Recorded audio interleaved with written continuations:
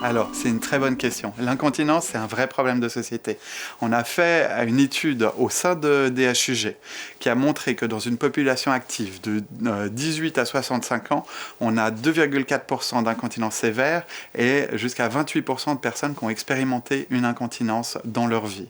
Donc, c'est énorme et c'est quelque chose qui existe dans toutes les couches de la population et ça, c'est uniquement une population active. Quand on fait une chirurgie, on va altérer le côlon et donc le chemin qui mène de la bouche à l'anus et donc essentiellement le gros intestin.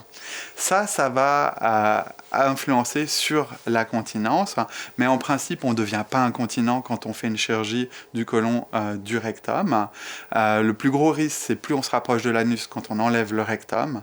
Le rectum, c'est comme une Bentley dans laquelle vous roulez toute votre vie et puis nous, on va le remplacer par un morceau d'intestin et cet intestin, c'est comme si vous rouliez en Renault Scénic d'occasion.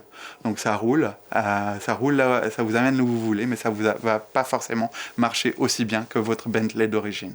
Donc non, toutes les chirurgies colorectales ne vont pas mener à une incontinence. Certains vont le faire et on va essayer de l'anticiper ou de l'empêcher. Et si ça arrivait, on va essayer de le corriger et de l'améliorer avec des médicaments, de la physiothérapie, éventuellement même un pacemaker de l'anus.